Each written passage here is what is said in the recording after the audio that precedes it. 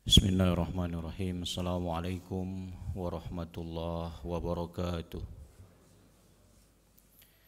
Alhamdulillah. Alhamdulillahi rabbil alamin. Alladzi khalaqal mauta wal hayata liyabluwana ayyuna ahsanu amala.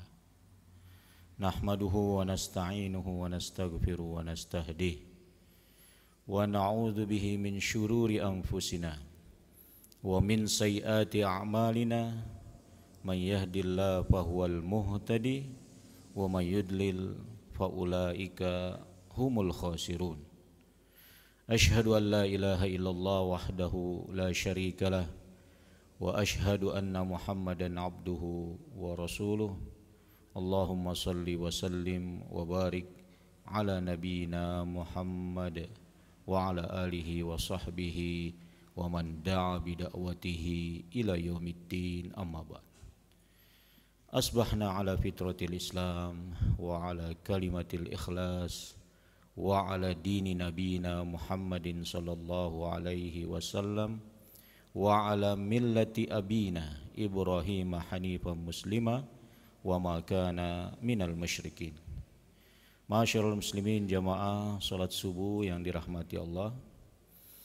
Alhamdulillah, kita bersyukur kepada Allah Subhanahu wa taala atas limpahan rahmat, taufik dan hidayahnya kepada kita semua, terutama di bulan yang penuh berkah ini.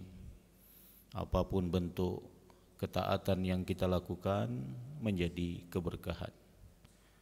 Sahur kita berkah, langkah kaki kita ke masjid untuk sholat berjamaah berkah, sholat kita berkah, doa kita berkah, dan semua yang kita lakukan mudah-mudahan selalu diberikan keberkahan dari sisi Allah Subhanahu wa ta'ala. Amin.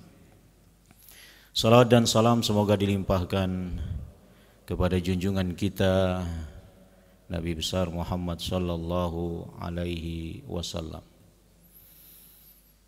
Para jamaah yang dirahmati oleh Allah, pada subuh hari ini saya ingin mengajak kita semua untuk sejenak tadabbur satu surat pendek dan satu ayat pendek. Surat dan ayat ini berbicara tentang orang-orang yang merugi dan orang-orang yang beruntung, dan juga berbicara tentang perniagaan yang tidak mendatangkan kerugian. Surat ini insya Allah kita hafal semua karena sangat pendek, yaitu surat Al-Asr. Allah Subhanahu wa ta'ala berfirman, a'udzubillahi minasyaitonir rajim, wal 'asri innal insana lafi khusrin illa alladhina amanu wa amilus solihati wa tawasaw bil haqqi wa tawasaw bis sabr. Demi waktu, demi masa, sesungguhnya manusia benar-benar berada dalam kerugian, kecuali orang-orang yang beriman, beramal soleh, saling berwasiat akan kebenaran, dan juga saling berwasiat akan kesabaran. Allah Subhanahu wa ta'ala memulai surat ini dengan bersumpah. Bersumpah dengan waktu yang kita lalui sejak kita lahir sampai kita diwafatkan. Ini salah satu pendapat para ulama tentang Al-Asr yang dimaksud. Ada juga pendapat lain, waktu semua zaman yang dijalani manusia hingga hari kiamat kelak. Dan Allah berkehendak untuk bersumpah dengan apapun ciptaannya. Allah bersumpah dengan matahari, Allah bersumpah dengan bulan, Allah bersumpah dengan malam, dengan siang. Bahkan solat-solat yang kita lakukan ada di dalamnya sumpah Allah mengenai waktunya, mulai dari wal fajri sampai dengan wal lail.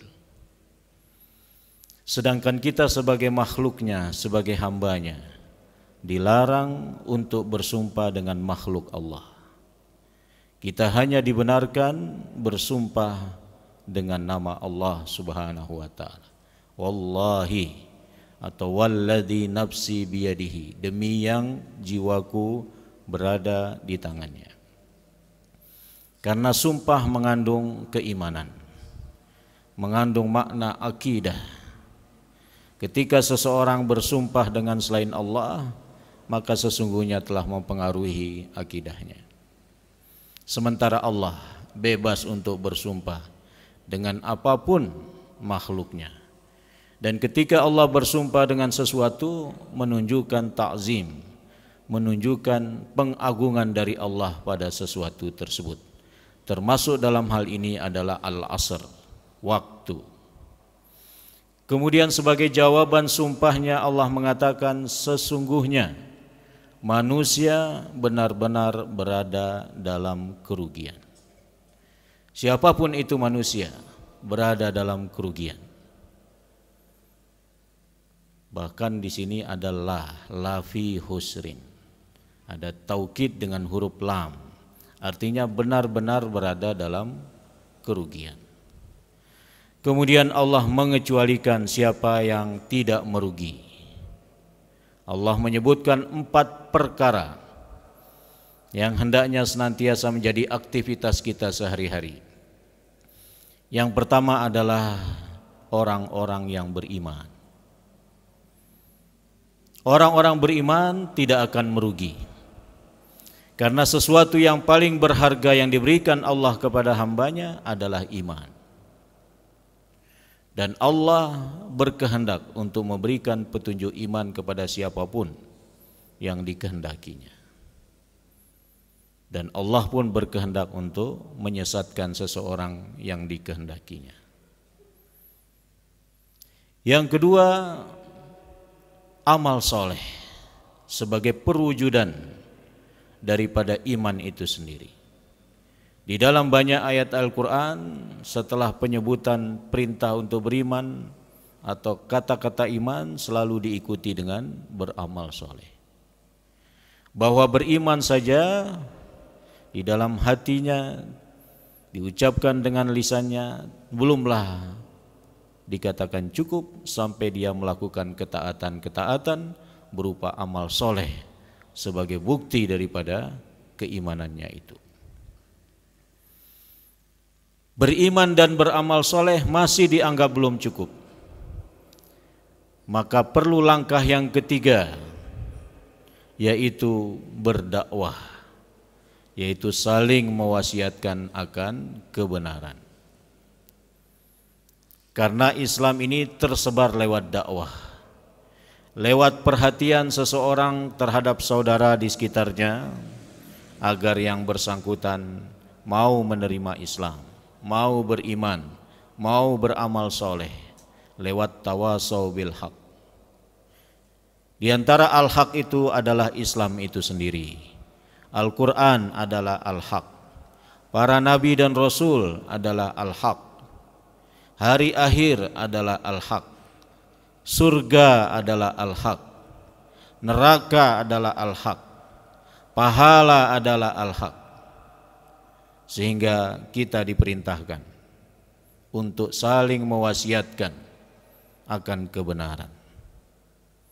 Tidak dibenarkan seseorang soleh secara pribadi saja, tetapi dia harus menjadi muslih, harus memperbaiki orang-orang di sekitarnya yang belum sesuai dengan ajaran para nabi dan rasul. Dalam hal ini nabi kita tercinta Nabi Muhammad sallallahu alaihi wasallam.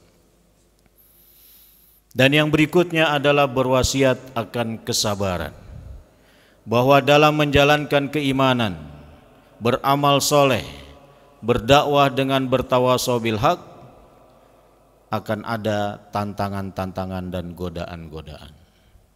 Disinilah seseorang diperintahkan untuk saling berwasiat, untuk sabar dalam peningkatan keimanan, untuk sabar dalam beramal soleh, untuk sabar dalam berdakwah, karena selalu akan ada rintangan dan halangan yang akan dihadapinya, baik dari dirinya keluarganya, orang-orang di sekitarnya, maupun dari kalangan syaitan. Karena itulah keempat perkara ini merupakan satu kesatuan yang harus ada pada seseorang supaya dia tidak termasuk orang-orang yang merugi. Beriman dan beramal soleh belumlah cukup, maka harus dilengkapi dengan berdakwah, berwasiat akan kebenaran, dan juga berwasiat akan kesabaran. Dalam konteks Ramadan, keseluruhannya menjadi momen untuk kita meningkatkan iman di bulan suci Ramadan ini. Untuk kita perbanyak amal soleh, untuk kita berdakwah, dan kewajiban dakwah itu tidak terletak pada mubalik saja, tidak menjadi tanggung jawab para ustadz, para kiai, para habaib, tetapi menjadi tanggung jawab kita semua. Kita harus melakukan tawasau bil haq, berdakwah sesuai dengan kemampuan kita. Dan berdakwah tidak sebatas menggunakan metode ceramah. Kita datang pada seseorang berbicara tentang kebenaran, itu adalah dakwah. Walaupun kita sambil melakukan aktivitas seharian kita, apakah kita berdagang, apakah kita bekerja di ladang, di sawah, apakah kita berjualan di pasar, mengajak sholat ketika azan berkumandang misalnya, itu sudah termasuk watawasau bil haq, saling berwasiat akan kebenaran. Ramadan juga menjadi syahrus sabr, bulan sabar, karena 3 macam kesabaran ada dalam puasa. Sabar dalam taat kepada Allah, sabar untuk tidak bermaksiat kepada Allah, dan sabar untuk menahan takdir Allah yang buruk berupa rasa haus, rasa lapar, rasa lemas ketika berpuasa.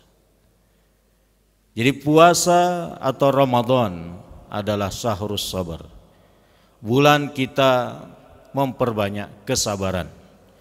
Kesabaran dalam 3 macamnya, kesabaran dalam ketaatan, kesabaran untuk menghindari kemaksiatan, dan juga kesabaran terhadap takdir Allah yang membuat kita haus karena puasa, membuat kita lapar, membuat kita lemas, namun akan memperoleh pahala yang luar biasa. Masyarul muslimin jamaah salat subuh yang dirahmati oleh Allah. Kemudian ada satu ayat pendek dalam surat Fatir ayat 29. Allah Subhanahu wa taala berfirman, A'udzubillahi minasyaitonir rajim.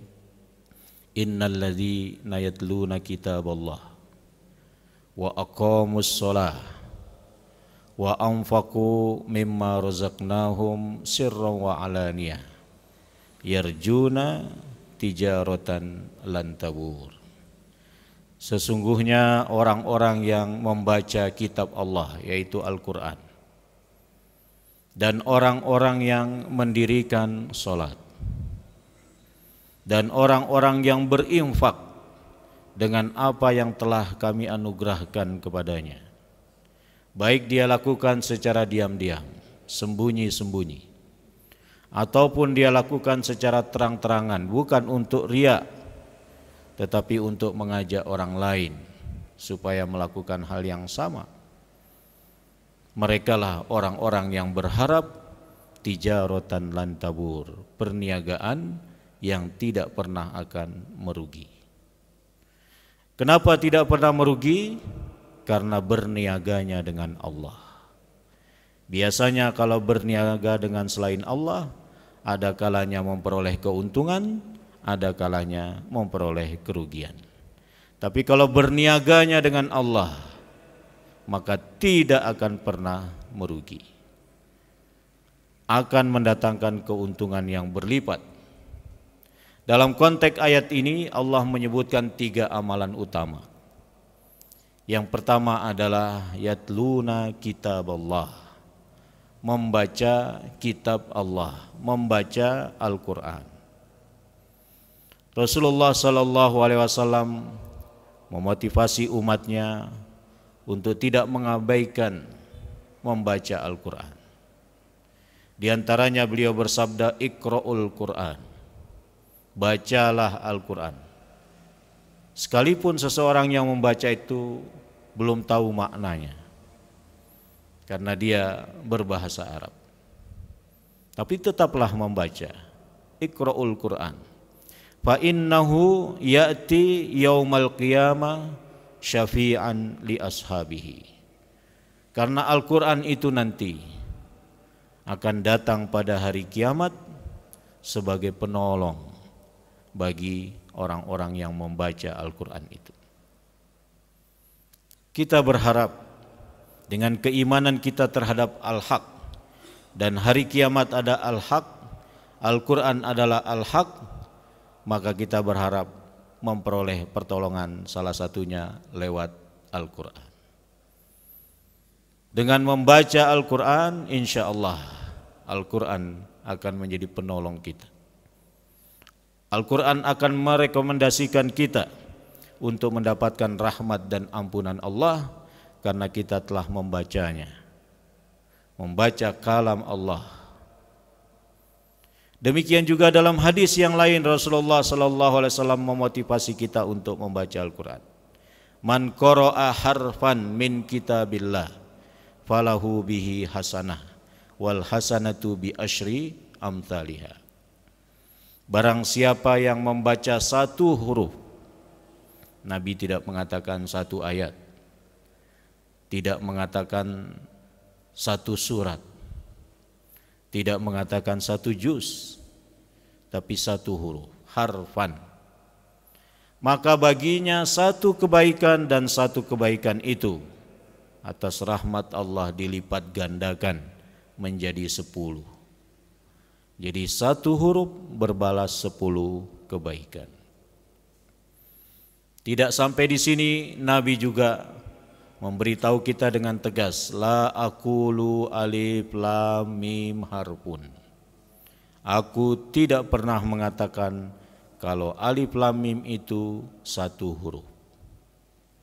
Bagi mereka yang sudah belajar huruf hijaiyah, dan kita semua insya Allah sudah belajar huruf hijaiyah, tahu persis bahwa alif lam mim itu 3 huruf, bahwa Yasin itu 2 huruf, bahwa alif lam mim ra itu 4 huruf, bahwa kaf ha ya ain shad itu 5 huruf. Kita tahu, tapi Nabi perlu menyampaikan, la aqulu alif lam mim harfun walakin alif harfun walam harfun wa mim harfun. Aku tidak pernah mengatakan bahwa alif lam mim itu satu huruf, akan tetapi alifnya saja satu, lamnya saja satu, dan mimnya saja satu, sehingga rangkaian alif lam mim adalah 3 huruf. Bahwa Rasulullah ingin mengatakan 3 huruf yang dibaca dalam alif lam mim akan memperoleh 30 kebaikan. Sungguh rugi mereka yang mengabaikan membaca Al-Quran. Tapi membaca Al-Quran saja belumlah terpenuhi, karena Al-Quran tidak hanya diturunkan untuk dibaca. Dia sebagai hudal linnas, petunjuk bagi segenap manusia, bahkan petunjuk sebagai orang-orang yang bertakwa, hudal lil muttaqin. Karena itu perlu ada langkah interaksi berikutnya. Di samping kita membaca atau mengkhatam di bulan yang mulia ini, maka kita juga perlu mengkaji, mentadabur ayat-ayat, pesan-pesan yang disampaikan, sehingga kita menjadi paham apa pesan Allah di dalam surat ini, surat itu, ayat ini, ayat itu. Karena dengan memahami Al-Quran, itu adalah langkah awal untuk memperoleh kebaikan dan memperoleh motivasi untuk mengamalkannya.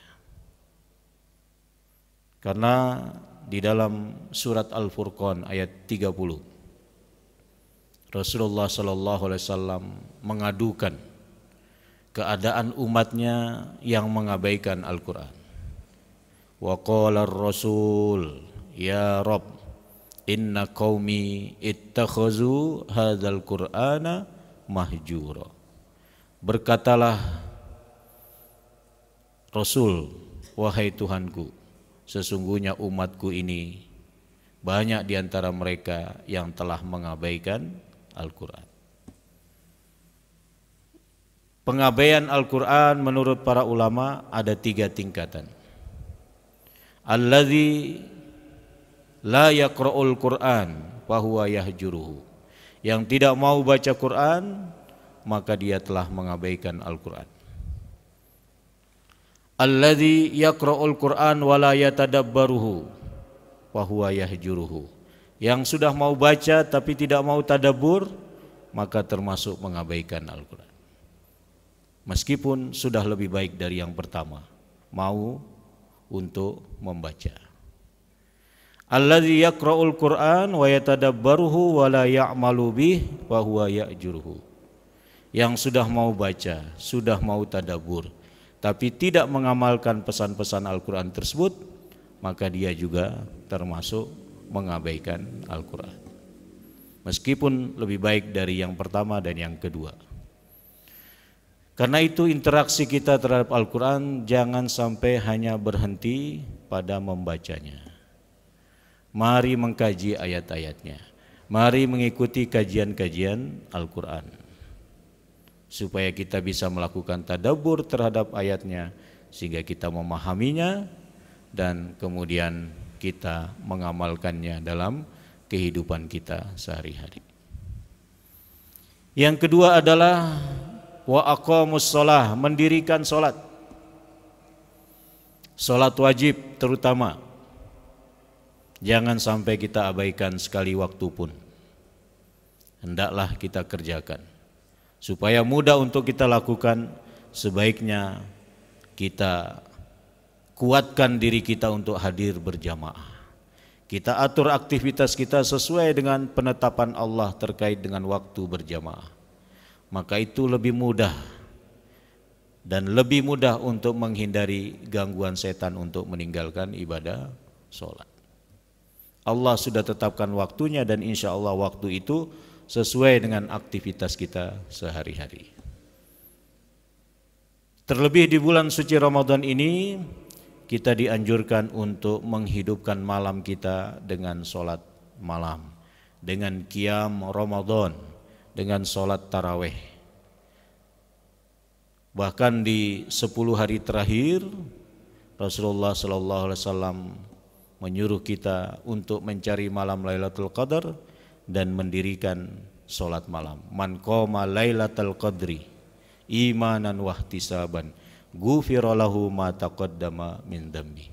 Siapa yang mendirikan qiyam Ramadan di malam Lailatul Qadar dengan penuh keimanan dan berharap pahala dari sisi Allah, maka akan diampuni dosa-dosanya yang telah lalu. Karena itu senyampang kita di bulan yang berkah, bulan ampunan, jangan sampai satu malam pun kecuali kita melaksanakan sholat tarawih. Apakah bersama jamaah di awal waktu ataukah di akhir waktu, jangan sampai terlewatkan. Dan yang ketiga, wa anfaqu mimma razaqnahum sirra wa alaniyah. Berinfak dari apa yang telah Allah anugerahkan. Bahwa yang kita miliki semuanya Allah yang menganugerahkannya. Ada yang mudah memperoleh harta, ada yang harus bekerja ekstra keras, tapi semuanya anugerah dari Allah. Dan kita disuruh untuk berinfak. Ada infak wajib berupa zakat, membayar fidyah bagi yang tidak berpuasa, tidak kuat berpuasa. Membayar zakat fitrah itu adalah infak-infak wajib. Tetapi ada juga infak-infak sunnah. Memberi makan orang yang berbuka, iftar, termasuk infak sunnah. Membantu pembangunan masjid termasuk infak sunnah. Dan baik itu kita lakukan secara diam-diam maupun secara terang-terangan, semuanya diperintahkan. Ada kalanya infak kita sembunyikan, tidak ada yang tahu, tapi ada kalanya infak kita terus terang berinfak dalam pengertian untuk mengajak orang lain melakukan hal yang sama dengan yang kita lakukan. Jika tiga hal ini terus kita lakukan di bulan yang penuh berkah ini, insya Allah Ramadan kita tahun ini akan lebih baik dari Ramadan yang telah lalu. Mudah-mudahan Allah Subhanahu wa taala senantiasa memberikan taufik dan hidayahnya kepada kita semua untuk menjadikan Ramadan sebagai bulan peningkatan iman, bulan untuk memperbanyak amal soleh, bulan untuk bergerak berperan dalam dakwah, dalam tawasau bil haq, bulan untuk saling menyabarkan satu sama lain, karena kesabaran adalah perintah dari Allah dan Allah bersama orang-orang yang sabar. Innallaha ma'as sabirin. Bulan untuk kita membaca Al-Quran, memperbanyak interaksi kita dengan Al-Quran. Minimal dalam satu bulan ini kita bisa khatam 30 juz Al-Quran. Bulan untuk kita perbaiki kualitas sholat wajib kita dan kita tambah sholat-sholat sunnah kita, terutama kita melaksanakan sholat malam, sholat tarawih. Dan bulan untuk kita memperbanyak sedekah, memperbanyak infak, karena bulan ini adalah bulan sedekah. Afdalus sedekah sedekatun fi Ramadan, kata Rasulullah. Sebaik-baik sedekah adalah sedekah di bulan Ramadan. Para jamaah yang dirahmati oleh Allah, begitu pentingnya renungan terhadap surat Al-Asr, sampai imam besar Imam Syafi'i rahimahullah mengatakan, "Lau ma anzalallahu hujjatan 'alan nas illa hazihi surah lakafathum," kata beliau. Seandainya Allah tidak menurunkan hujjah pada manusia kecuali hanya surat ini saja, maka itu sudah mencukupi. Renungan seorang ulama besar yang begitu mendalam sampai menyimpulkan, seandainya hanya surat Al-Asr yang diturunkan, tidak perlu 113 surat yang lain yang ada dalam Al-Quran, maka itu sudah cukup untuk menjadi pedoman bagi umat manusia. Karena itulah para sahabat, dalam satu riwayat disebutkan, setiap mereka berpisah satu sama lain, mereka saling membacakan surat Al-Asr. Harapannya adalah bahwa sahabat mendoakan temannya yang lain untuk menjaga kualitas imannya, untuk memperbanyak amal soleh, untuk melakukan peran tawasau bil haq, peran dakwah, dan untuk melakukan tausiah akan kesabaran, sehingga mereka tidak termasuk orang-orang yang merugi. Mudah-mudahan dengan renungan singkat dari surat Al-Asr ditambah satu ayat dalam surat Fatir ayat ke-29, Allah bimbing kita semua, Allah beri kita petunjuk untuk memanfaatkan momentum Ramadan ini sebagai bulan peningkatan iman, bulan untuk memperbanyak amal soleh, bulan dakwah, bulan untuk meningkatkan kesabaran, memperbanyak membaca Al-Quran, menjaga ibadah dan kualitas sholat kita, serta menjadikan bulan ini sebagai bulan sedekah. Demikian, mudah-mudahan ada manfaatnya. Kita akhiri dengan doa kafaratul majlis. Subhanakallahumma wa bihamdika asyhadu an la ilaha illa anta astaghfiruka wa atubu ilaik. Assalamualaikum warahmatullahi wabarakatuh.